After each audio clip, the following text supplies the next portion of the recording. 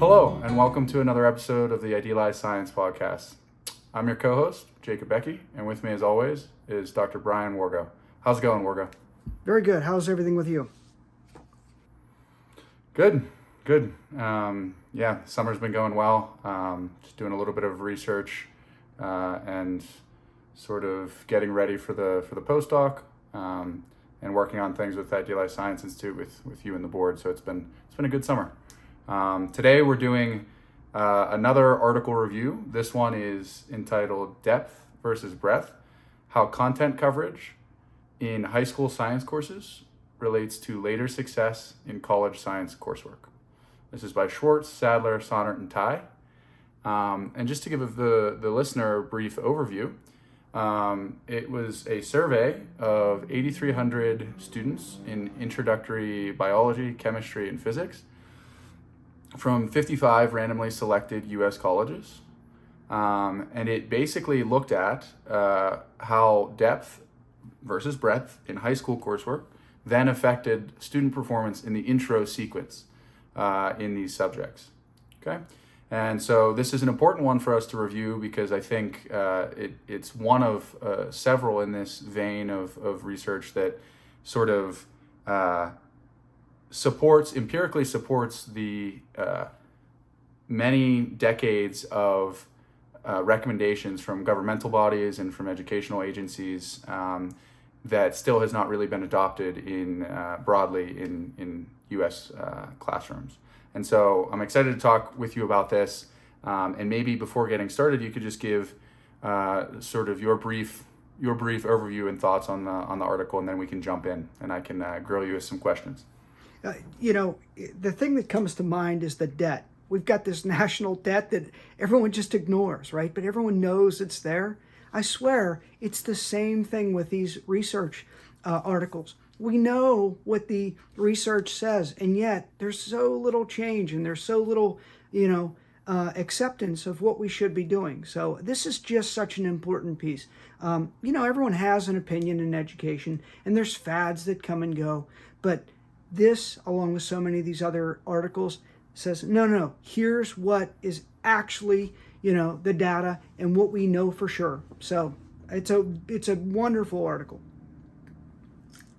Yeah, and it is, I guess you can speak to this better, but I would say that it's a pretty typical educational article in the sense that it's, 30, 40 pages, but it has the structure that allows you, if the listener is interested in reading more about it, the structure of these articles, they really do give a nice overview and synopsis, and then you can skip to the conclusions if you'd like.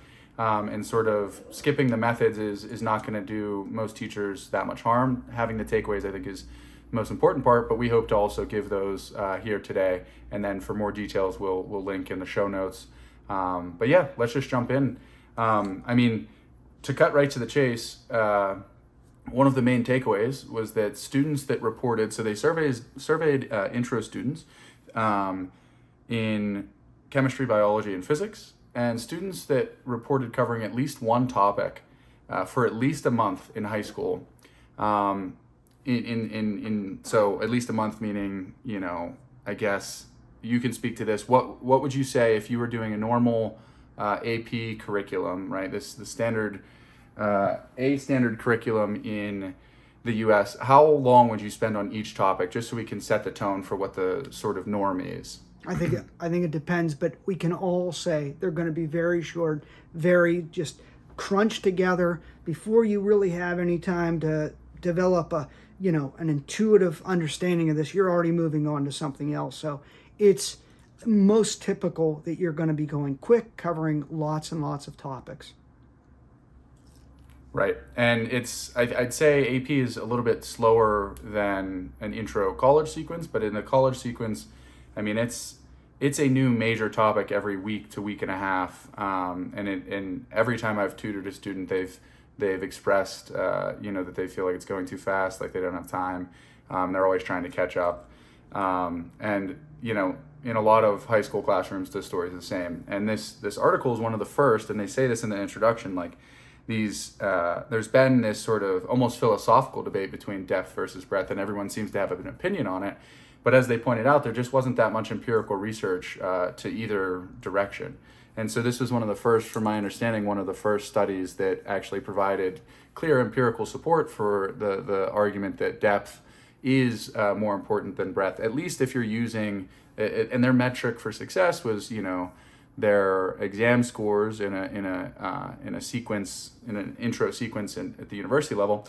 And while that's not a perfect metric, because it doesn't necessarily correlate with learning or, other important factors that one might want to consider, it's certainly a gateway to being a STEM major. If you can't get through the intro sequence, then you won't have the chance to develop real expertise. So regardless of if it's a perfect metric, it is, I think, a decent one to pick for this study. And what they found is that if students reported covering at least one topic in depth, and in depth meant a month or more on the topic, they were found to have higher grades in college science than those that reported covering no topic in depth. So if every topic was just covered, for a week or so before mastery could be developed, those students performed worse than the students that reported covering at least one topic in depth. So yeah, I'm curious to hear your thoughts on this. I mean, certainly thinking back to your me being in your class, 10 years ago or whatever, we certainly spent a long time on certain things. Maybe I'll let you elaborate on what those things were for the various Physics 1, 2, and 3. Physics 3 came along after I left, but I would still really like to hear, and I'm sure the listeners would benefit from hearing what topics you would suggest and sort of your take on the main conclusion of this article.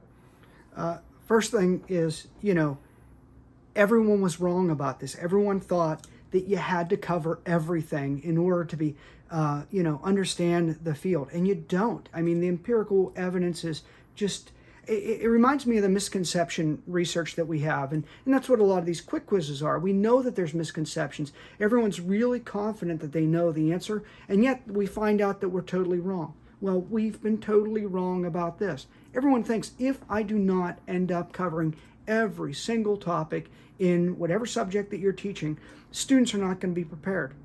And it's exactly the opposite. I mean, we are finding that you can leave sections out and students are doing better. I mean, how is that happening? And I think the cognitive research comes in and lets us know that, how we learn is just as important as what we're trying to teach. And as you give students real life examples, anything dealing with experimentalism, anything dealing with long-term projects, you're necessarily bringing in all these other features that you have on the periphery, and you bring them in and you're using them in new ways of making, connections that you really can't plan for. So by spending a lot of time on a few subjects or topics, the payoff is huge. So a lot of times, if you were to say, take 9 weeks to do a particular subject, teachers would say, what are you talking about? I can't do that. But that's really what this research is telling us we should be doing. For instance, if you're trying to cover mechanics, optics, electricity, modern, all in one class, what are you walking away with? Yes, you've checked off, I've completed these things, but that doesn't mean you have any real deep understanding. In fact, you might even be more confused, as this article says, especially about biology. I mean, if you're a biology teacher and you read this article and you continue to just teach everything, reread the article, is what I would say. Right, yeah, and so maybe to make that point very clear from the article itself, one of the main takeaways was students reporting breadth, so coverage of all major topics, did not have any statistically significant advantage in chemistry or physics, and they actually had a significant disadvantage in biology. So this is sort of the thing that you were referencing here. And, why the difference between chemistry, physics, and bio may or may not be an interesting question, but no matter what, the point is you're not doing the students any good, clearly, by covering a bunch of topics. And you've always said this, and this is something that has stuck with me, and I just really do feel is so important, is that high school is the time where you have this opportunity to go into depth. I don't see this transformation happening at the college level because of the way that the courses are structured, because of the money involved that people are paying, because of all these factors that basically apply pressure to ensure that a certain curriculum is kind of fixed. If you're going to take Physics 2, you need to have everything that they covered in Physics 1. And so there's just not really a lot of leeway there. Whereas at high school, we can talk about some of that. I'd like to talk with you a bit about some of the restrictions placed on teachers and why there's pressure here for breadth. But certainly there is more flexibility at the high school level than there ever will be at the college level. And so maybe on that note, we can jump into some arguments for depth versus breadth. And for breadth, the ones that are immediately apparent are these standardized tests, both at the state level but also at the national level. So thinking about primarily about advanced placement. They also mention international baccalaureate. And then, of course, all the states that have standardized tests. And so the standardized tests at the state level, of course, can greatly affect the funding that a district gets. So there's pressure to teach to the test. Standardized tests at the national level can greatly affect the opportunities that students have in terms of what universities they can gain admission to. So there's obvious pressure here, and it's honestly hard for me, especially thinking about where you're teaching and where I'm from. You have a lot of first-generation students when I was, studying and preparing for college, the SAT really seemed like a way out, a way to get funding. I knew I was going to be paying for school myself, and I knew also that the state system in Pennsylvania would offer a full tuition scholarship if you were over a certain threshold in the SAT. So I studied to the test. I wasn't worried about learning super deeply. I literally just wanted to optimize my performance on the test. And so there's something to be said for that. And maybe you could just comment on your sort of perspective from 30 years of teaching, the harm that teaching the test does, but also some of the, sort of nuance that's there in what I think is one of the most compelling arguments for breadth. Everyone thinks they have to teach everything. We feel guilty if we don't cover everything. I mean, this article is kind of scathing in so many ways, where it says breadth really is great if you are playing Jeopardy, or I think they quote about, are you smarter than a fifth grader, right? I mean, that's a dig. Yeah. If that is your goal, great. They're basically saying, we're using textbooks, you might as well just read an encyclopedia. And if you think that's what we need in this modern age, is for you to be able to just kick out facts, well, great. Oh, wait, we now have Google that'll do everything for you. You don't even have to type it in now. I think you just talk to your phone, it gives you the answer. So it's never been more apparent that we don't need that type of thinking. What we need, and I think they actually called, I think the two words they used were substantive versus epistemological. One is about, do you know? In other words, do you know a bunch of facts? Do you memorize these things? Or are you part of the knowing? How to use things, where they came from, and so on. So I think it's vital for us to understand. And now, look, this article, it's 30 pages, and a lot of people are like, oh, that's so long. I'm just impressed how this is written. Every page, you're like, I can't believe they can go in a little bit more depth. For instance, they go down, if you want to talk about granularity, they go down to what topics are we teaching or not teaching, not in just one subject, all of them, biochemistry, physics. Most of them just ignore the history of science altogether, let alone the philosophy of science. No one even talks about that. Those are so important to understand how science is done. So I don't remember what your original question was, but every time you flip the page on this, of course, they're going to reiterate, if you still had doubt about this, let's give you a little bit more. I mean, let's just go to the biostat. I think they mentioned, and by the way, this study is coming out of a much larger data set. It's enormous. And they've done a beautiful job of taking into account socioeconomic status, gender, everything else that you can think of. And they explain exactly how they did that. And it turns out all of those things, they might have a small factor, but there is nothing quite like the instruction that happens within a classroom. Couple things. Bio, they say, it's almost as if you lose a half a year if you teach all of the topics. And it's almost like you gain a half a year. And I think they quoted saying something as if it's almost as if you didn't have instruction for a half a year. What does that tell you? Another thing that's important, it doesn't matter how popular your teacher is, right? They said even our most highly rated teachers, right? And you really have to think, and by the way, if you're a teacher and you're not that popular, this is great for you, right? I mean, think about it. This is your way to say, no, what I'm doing really is right, if you're doing the right thing. So look, we do long-term projects, and that's what they are, long-term. It's kind of like the stock market. You got to think long-term. If you just try and day trade, you're going to lose. I kind of think of it like that. Invest in the knowing of how science is, right? And there's going to be massive, massive payoffs. It might not be right away, but the further you go into your education, the further you go into your occupation, whatever it is, people are going to understand that you can think about things broadly, which is amazing. You're going to end up going in great depth. So when you come out, you really have a set of tools that is just going to be nearly magical in some ways.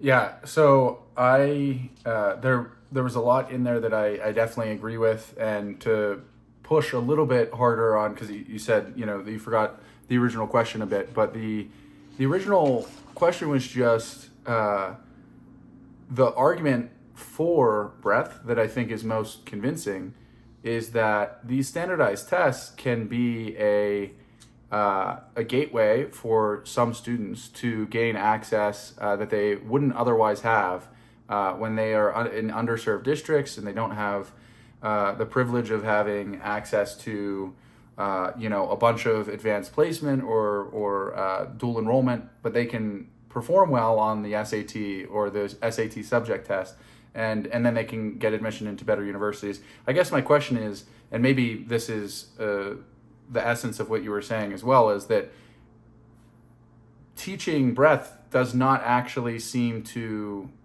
improve. Now, of course, they weren't using SAT and stuff as the metric, but at least if performance in an intro sequence could be in any way used as a proxy, the conclusion would be that breadth simply isn't the way to go, even if you do have to teach to a test. Would you agree with that? Well, look, when was this written? 2005 or something like that. I don't remember the exact date. Okay, so back then the stat was that this is 2008, 2009. At the time, I think it was like 65% of our students didn't make it through anyhow, right? So yeah, you got into this college, but what can you do once you're there, right? And this article does a fantastic job of saying it doesn't matter if you are, quote, a high flyer or you're struggling in school. By teaching depth, everyone was elevated, and they are very specific. At the end of the discussion, they talk about, is this just a remediation? Are you just going slower for remediation? And the answer is no. The other point that you're bringing up is why we're still using these other metrics, SATs and state tests, which I understand that there can be money linked to those, but it's the wrong metric in so many ways. I mean, you can certainly get good grades. I know of many students that play the game very well, but you would never hire them. I mean, you would think, they get good grades, but I couldn't actually put them in charge of things. They don't understand things, So the only time that I think, and by the way, I actually don't like the dichotomy between breadth and depth, because I really do think you can do both.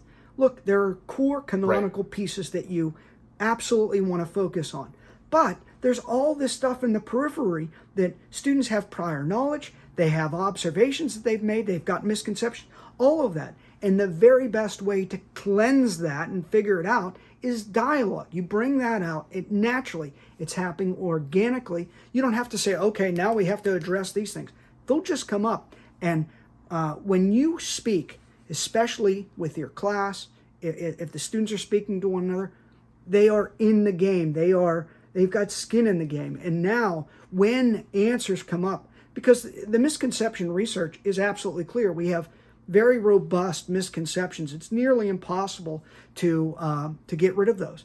But when you're in the midst of this dialogue, and then you're like, I just put a lot on the line there, and it turns out I'm wrong about that.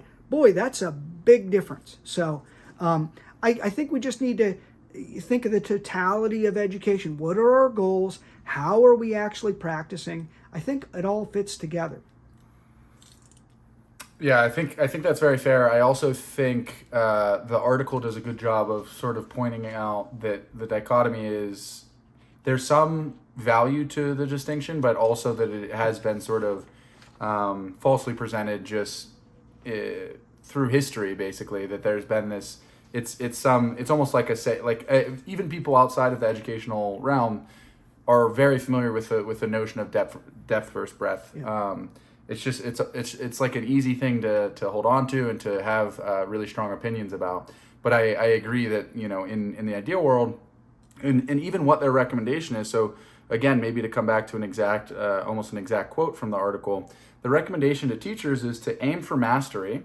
Yeah. So that's a blanket statement, and choose one core topic to cover in depth over an extended period of time. And so they give the rough, time frame of a month being an extended period of time, a month or more, and that's what they found what happens in their data. If you just do one. They're like, look, if you do one, look at the staggering jump. So a lot of people are like, oh, imagine if you really only covered one topic an entire year. That is too much. That's not going to work, right? So you have to have some balance there. But what they're saying is, You don't have to get crazy. Just do one topic in depth, and you're going to see statistically an amazing difference. So, that is great news for teachers that are like, look, I'm still under a lot of pressure. I have to meet for the AP exam, or my district is pushing me on this. Great. Take one thing, and maybe you can't do a month.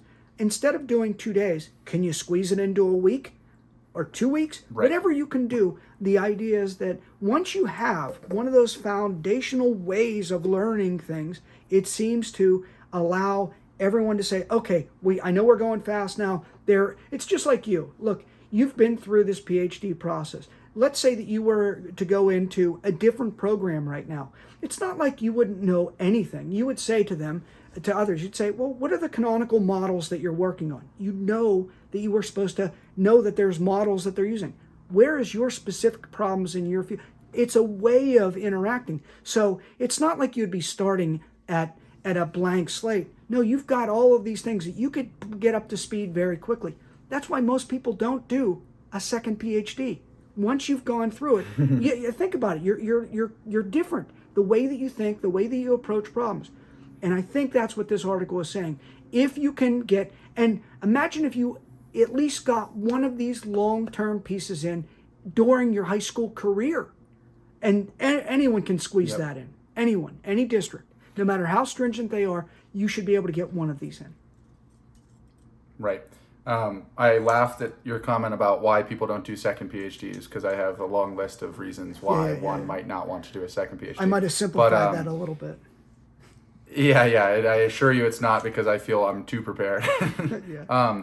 It is. But yeah, no, it is true. So, and again, a great quote that I noted from the article, because I was thinking, as you said, the cognitive psychology research sort of came in and gave simplistic, but I think pretty descriptive models for why depth may be preferable over breadth. But it's a lot of the things you're hitting on here, and they've pointed out that learning involves it evolves through a coordination of ideas and experiences that require focus and effort over time. And the coordination of ideas and the structure, and you always talk about having a scaffolding in place, and this is what you did for us in mechanics, and so you spent, just in hindsight, what seems like a extremely long time on Newton's laws and on the pendulum, but at the time, for one, it didn't feel like, I didn't know what a physics course was supposed to be like, so I was like, okay, this is just how physics courses are. But then in hindsight, I realized, that carried me through all the way through the PhD, and I felt so much more confident with mechanics than I did E&M, because I didn't have E&M with you, and so I didn't have that depth. And so it's just obvious that if you build these frameworks, it's obvious to me, at least anecdotally, that if you build this scaffolding and this structure that can be built upon, it's like what you're saying. You don't necessarily need to be an expert in all of these topics. You can pick them up because you already have that framework in place. And so, at least for mechanics and E&M, and let's say mechanics and E&M, because I'd say that's fairly standard for most high schools, at least mechanics and hopefully E&M. What would be some topics that you would consider? Of course, we can talk about long terms, and I think we should, but in terms of the core content that is typically covered in the U.S., what would you recommend teachers use as sort of a gateway into physics that they spend that time with, that go into depth on it? Mechanics is what you certainly want to start with because students can relate to this. I mean, look, you can it's low-lying fruit. When things roll, everyone's experienced that. So definitely go with something that you're going to get the most amount of engagement.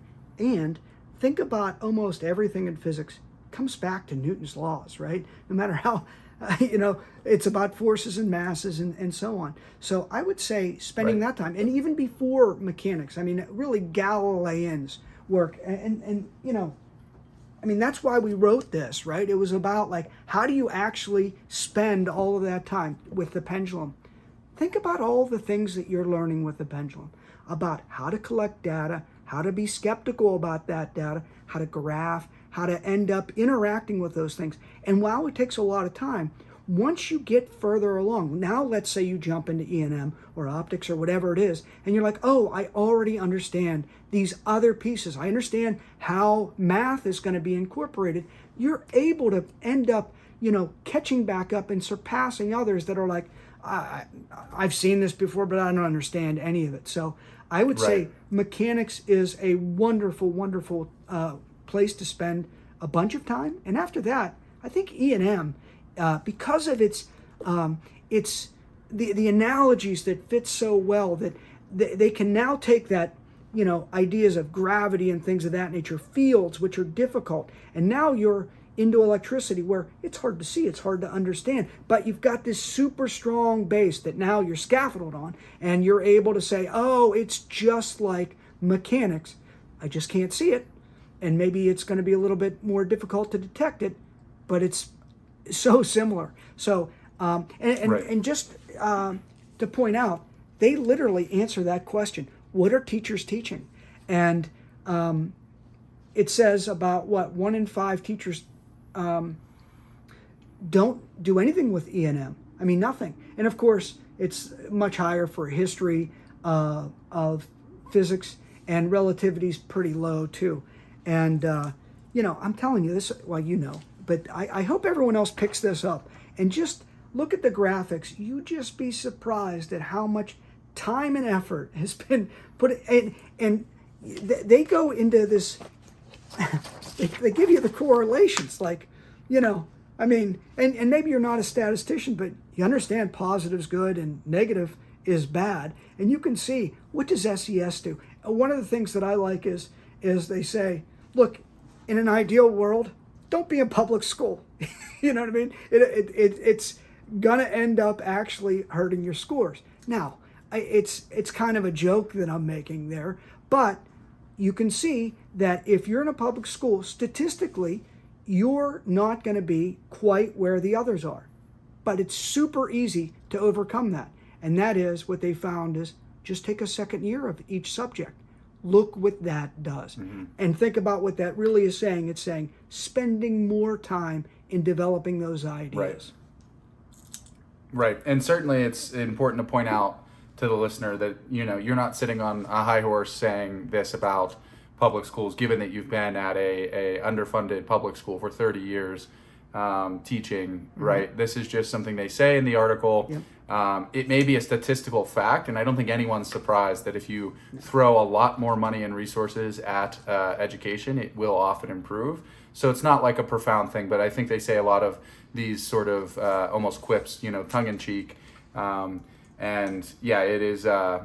It's certainly true, and yet I think that of all of my friends that I've met through going through 10 years of physics education, I would say I would put the education that I had in your class up against any of theirs at any high school, no matter the privilege and background that they come from, because we really did just come away with such a deep understanding. Now, I will say, when I was asking about particular topics, certainly, and they do break this down, but I guess for the listeners that aren't familiar with the book that you wrote about, the pendulum and these other methods of really covering topics in mechanics in great depth, you had referenced it a little bit, but maybe we should be very clear about what is written there, and also where people can find the book. Teachers that are interested in learning how to implement these things in mechanics. I think the pendulum is a great example of a topic that you can cover in significant depth. I also think it's a great, it's modular in the sense that there's so many aspects to it that you can pick and choose and kind of, make it as long or as short as you need it or can have it be. And so maybe you can just talk a little bit more about the book, exactly what you write about.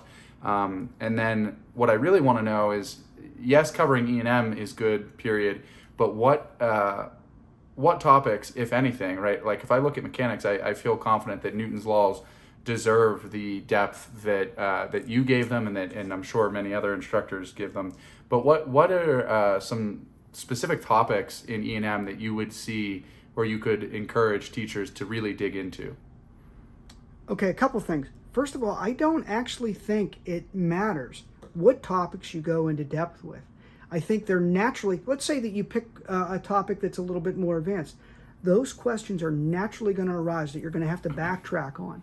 So I wouldn't get hung up on... the advanced... Yeah, the advanced versus beginner is not really... Yeah, maybe that's fair. I think it certainly matters. Surely you don't think that it doesn't matter what topic in general you choose, because there are just... Right, like fluid mechanics, is rarely covered in as much depth as Newton's laws, and I think that's for good reason, right? There are things that are just like more central and more auxiliary. So that's all. I was just I wouldn't say fluid mechanics is going to be canonical, right? I mean, because once you get into fluid mechanics, you're still talking about Newton's laws, friction, all these other things. The math will be much more difficult. But I would say, especially for E&M, starting off. For E&M, I actually think taking a historical approach going through works really well, because static, once you master static and you can understand the basics of what is a charge and how do we know it's there, and what are these things called fields, it just naturally progresses along. So as you get into, say you eventually get into electronics where you're talking about more modern physics with transistors and things of that nature, I think it's a nice progression. I personally have, and we've talked about, maybe we should do another book or we're going to try another series. Capacitors are a wonderful way to bring experimentalism. That's one of the key points that I don't think that they're really hitting in this article is, look, it's not just about topics. It's this other piece of how you're going to be teaching those topics. And by doing experimental work, I think that's super important. So what I would say for most teachers is, what do you have access to? And one of the reasons why the pendulum is so great is you don't need any money. So simple, right? And everyone is absolutely convinced they know the answers to these things. And so, that's really why we wrote this. This is almost a guide to say, look, if you're going to engage in this type of work, there's literally, it's 100, I don't know how many pages is on the pendulum, but it's like, this is how the dialogue that you're going to do this, and students are going to end up saying these things, and this is how you can end up bringing the conversations to move forward. So E&M, I think, static, and then once you hit fields, if students can master fields, if they understand what a field is, think about what that does for your overall knowledge of everything. And by the way, if you're thinking the universe as like a biologist, I don't need to understand these things. I think you do, because really biology without chemistry and physics is kind of like magic, and then we suddenly have, so I think what we should do is have a rating system of how poorly I answer any question that you ever ask me. Yeah. Yeah, no. But I always appreciate the passion that comes with the answer, despite the fact that it is so rarely what I actually ask. But that's okay. I guess I also have. I mean, we've been talking about these things for so long that I'm really trying to get you to say what I already know. Yeah. We've talked about many times. And just for the listener, the book we're referencing is Idealized Science, a framework for practicing science authentically. Yeah. And it's available on Amazon. And if you are in a district where you would benefit from having a few copies, you can always just email us and we can send you copies free of charge.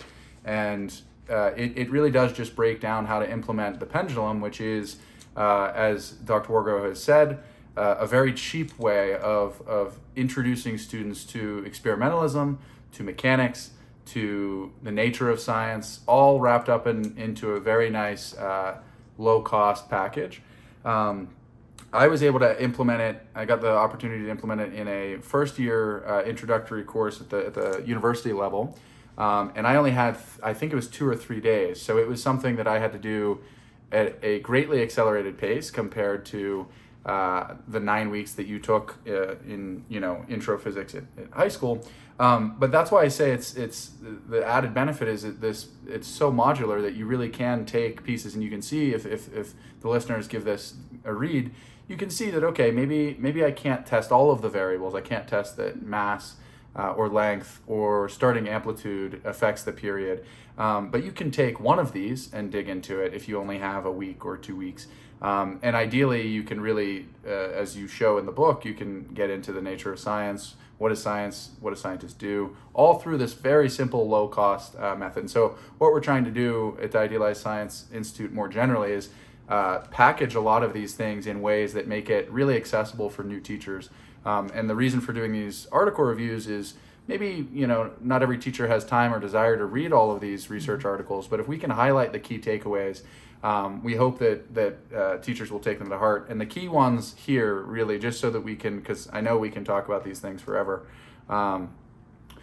it's simply students that reported covering at least one topic for at least a month in high school were found to have higher grades in college science than those that reported covering no topic in depth.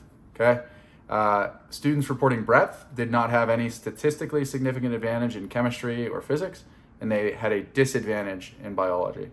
And the recommendation that the authors make is to aim for mastery and choose one core topic to cover in depth over an extended period of time. And you've made it clear that you think that, as long as it's a core topic, I think the word I was just emphasizing there when you were giving your answer is just, I think it should be a core topic. The authors of the article agree. But if you cover any core topic in depth, you will be doing a benefit to your students. And I think that if the listener takes nothing else away, hopefully that is a useful and practical takeaway from this one. And there's so much more in here. As you said, we could do multiple episodes on it. But I think, unless you have any other closing thoughts, I think this is a good spot. I just want to point out how much depth they go into. I mean, look, this is one table of many tables in here, and it's like a summary table, and it's not even at the end of the paper. It's right in the beginning. It tells you about all the statistics on what year you're taking these subjects, backgrounds of your parents, your SCS, all of these things, your math. And by the way, for anyone in any school that is wondering, I wonder if we should encourage students to try their hardest in math, the answer is overwhelmingly yes. I mean, it just goes through. These are just one-line things. It shows you the actual, for biochemistry and physics, talks about what was the last math class you took. I mean, just everything. And it goes through all of the different topics. I really, really encourage teachers to take half hour, just glance through this. I think, our book is about, here's what you do tomorrow, right? But this helps you develop a greater understanding. And then when you're possibly getting pressure from your administrators or parents, or you have some ammunition to say, look, you got to trust me on this. All the research says that we should be taking it slow. And by the way, it doesn't say take it easy. It doesn't say, you shouldn't push students. but cover a few things in great depth. So wherever you are as a teacher, do what you can. But opinions are pretty cheap. Make sure you're supplementing some of your diet with some of these research papers. It really will improve your game. I can go Absolutely. on forever, but Yeah, we could probably. Yeah. Yes. And there's, I mean, just a couple things that maybe we can talk about in the future is there were from a subset of the authors here, there was also an article looking at the role of textbooks in the classroom. Do textbooks actually help, or do they hurt, and all these things. The problems with AP and standardized tests, all these things we will talk about in upcoming episodes. So if you found this one interesting, please give us a rating on Spotify or wherever you're listening, and be sure to subscribe so you can get updates from us.